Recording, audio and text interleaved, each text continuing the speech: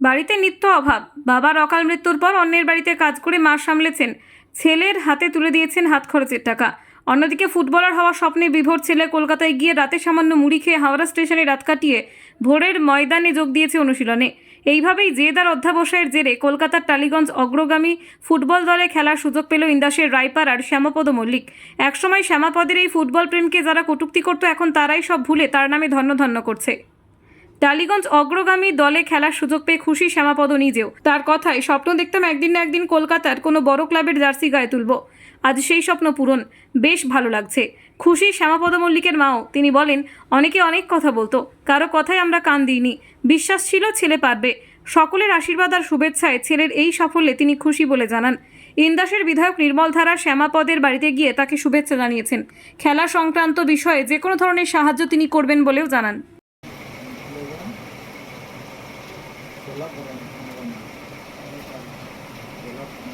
খুবই খুশি যে স্যার আমার পাশে আছে। আমি চাই যেন সবাই আমার পাশে থাকুক, কারণ আমি একটা অনেক গরিব ঘরের ছেলে। আমার মা লোকের বাড়িতে কাজ করে আমাকে কোনোদিনকার জন্য বলেনি যে তুই কাজ করতে যা, খেলাধুলা ছেড়ে দে, এরকম কোনোদিনকার জন্য বলেনি। বাবাও খুব ভালোবাসতো খেলাধুলাটাকে নিয়ে, আজ বাবা করবে না কোনো কারণে নেই। মা লোকের বাড়িতে কাজ করে আর করে আমাকে টাকা পয়সা দিয়ে কলকাতা দিয়ে পাঠাতো যে যা তুই খেলার জন্য আমাকে কোনোদিনকার জন্য বারণ করেনি। আর দাদা যে আমার পাশে আছে বা স্যার আমার যে পাশে আছে, আমি এটার জন্য খুবই খুশি যে আজকে এরকম ভাবে আমাকে সম্বর্ধনা দেওয়া হয়েছে। আমি চাইবো যেন সবাই এরকম ভাবে আমার পাশে থাকুক, তাহলে আমি আরো বড় জায়গায় যেতে পারবো। আর আমার লক্ষ্য ফার্স্ট ডিভিশন ক্লাব এরকম না, আমি চাইবো যেন আরো বড় ক্লাবে আমি যেতে পারি। আর যেটার জন্য আমাকে বলা যে যে যারা আমাকে অনেক সহযোগিতা সাহায্য করে, আমার যে ফিটনেস গ্রুপের যে স্যারেরা বা যে দাদারা নিজেদের পকেট মানির টাকা থেকে টাকা বাঁচিয়ে প্র্যাকটিসের শেষে রাতের পর রাত হাওড়া স্টেশনে কাটানো, না খেয়ে না দিয়ে বাড়ি থেকে মুড়ি নিয়ে যেয়ে খাওয়া, ওই দাদারা দেখেছে যে আমার মধ্যে প্রতিভা আছে।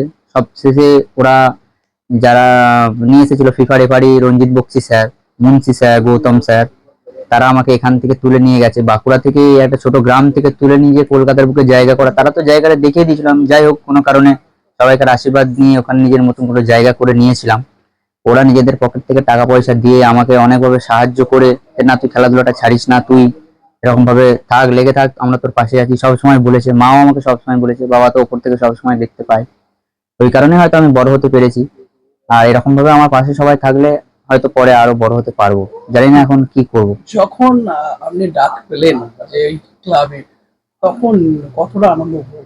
আনন্দ তখন তো মানে পরিশ্রম করেছি, তার চাবিকাঠি আমি পেলাম, সাফল্যটা পেলাম।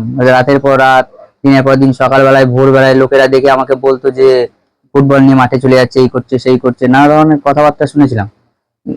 অনেকই খুশি হয়েছিলাম। টালিগঞ্জ অগ্রগামী অনেক বড় একটা ক্লাব। আমার টার্গেট ছিল যে ওই টিমের জার্সি আমি গায়ে কোনো কারণে কোনোদিনও চাপাবো। তাই স্বপ্নটা সফল করতে পেরেছি আমি।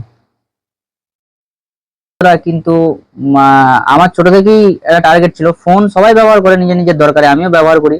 কিন্তু যারা সব আমার থেকে আরো ছোট আছে বা বড় আছে, আমিও চাইবো তারা যেন মাঠের প্রতি আগ্রহী থাকে। কারণ খেলার মাঠ, একটা ভালো প্লেয়ার না হতে পারলেও সে ভালো মানুষ হতে পারবে সব দিক দিয়ে। তোমার নাম? আমার নাম শ্যামাপদ মল্লিক, ডাকনাম দুষ্টু। তোমার বাড়ি? আমার বাড়ি ইন্দাস, রায়পাড়া। আমার তো বলতে নেই, ঠাকুরের কৃপায় তোমাদের 5 জনকার আশীর্বাদে আমি খুবই গর্ব হয়েছিল আমার ছেলে যখন ওই বড় ক্লাবে পেয়েছিল। আর আমি লোকের দুয়ারে কাজ করে এখনো মাঠে কাজ করি, আর এখনো খেটি আমি এটাকে এখনো করি ছেলেকে। তাও এখনো নিজের শরীর খারাপ হয়, ওর বাবা কত হার্টের রুগী ছিল, সেই সব নিয়ে ওই নিয়েই থাকতো। ও বললো, মা আমি কোনোদিন বলি না যে বেটা চ তুই মাঠে কাজ করতে চ আমার সাথে। আর কোনোদিন আমাদের একটা জমিও নাই, জায়গাও নেই, এইটুকুর মধ্যে আমরা সবকিছু, বুঝতে পারছেন তো। দেওয়ার ওই ছেলেকে নিয়ে ওই গর্ব, যে ছেলে আমার বড় হয় ইয়েতে পড়তে খেলতে গেছে, এইটাই খুব আনন্দ লাগে আমার। যে এত কোনদিন ভাবতেন কি খেলাধুলা ছাড়া যা পড়াশোনার যে মাস্টার মশাই হবে বা কোনো কিছু? না, ও বলিয়ে দিয়েছিল, মা তুমি এত বছর ছোট থেকে মানুষ করছেন, আমাকে আরো কিছুদিন একটু কষ্ট করো, তাহলে পরে আমি দেখো তোমার মুখ উজ্জ্বল করবই। তো ঠাকুরের ইচ্ছাই তোমাদের 5 জনকার আশীর্বাদে তো আমার ঠিকই করেছে। আমি ওর জন্য কোনো দিনকার জন্য বলি নাই যে বাবা তুই অন্য কাজ করবে যা। ও খেলাধুলা নিয়ে থাকতো, আমাকে অনেকজন অনেক কিছু বলেছে, এত বড় ছেলে হয়েছে, তুমি বস করি খাওয়াচ্ছ, আর তুমি খেটে মরছ। আমার যা করছে করুক না, আমার ছেলে ঠিক ভবিষ্যৎ দেখবেই। ঠাকুর তোমাদের 5 জনকার আশীর্বাদে ঠাকুরের কৃপায় আমার ছেলে এখন বলতে নেই, একটু উজ্জ্বল হয়েছে। যদি ঠাকুরের ইচ্ছায় কোনোদিন যদি টাকা পয়সা পায় তাহলেও ভালো লাগবে। এরপর এখন চেষ্টাই হচ্ছে, হোক, আর কি বলবো বলুন। আশা রাখছেন হ্যাঁ। এর থেকেও বড় হ্যাঁ অবশ্যই, যখন অত দূর যেতে পেরেছে তাহলে আরো যাবে। যে আশা তো থাকতেই পারে, মা বাবার আশীর্বাদ ছেলের কাছে থাকবেই। এটা সবসময়তেই আমি ওই প্রার্থনাই করি, ছেলে যেন আরো বড় হোক। আপনার নাম? বাবাও খুব ইচ্ছা ছিল, বাবা হার্টের রুগী ছিল না তখন, ও অনেক ছোট ছিল তখন। ও বাবা আপনার নাম? আমার নাম বন্দনা মল্লিক, বাড়ি? বাড়ি রায়পাড়া। আজ ইন্দাসের একটা গর্বের বিষয়, বহু অভাব অনটনে থাকা সত্ত্বেও লক্ষ্যে অবিচল থেকে বহু কষ্টের মধ্য দিয়ে কলকাতার টালিগঞ্জ অগ্রগামী ফুটবল ক্লাবে ও খেলার সুযোগ করে নিয়েছে। তাই ইন্দাসবাসীর আজ গর্বের বিষয়। আমি দেখেছি যে বাংলার বহু প্রতিভাবান খেলোয়াড় তাদের অভাব অনটনের জ্বালায়, তারা সংসার চালানোর তাড়নায় তারা খেলা ছেড়ে ভিন্ন ভিন্ন পেশাতে নিযুক্ত হয়েছে।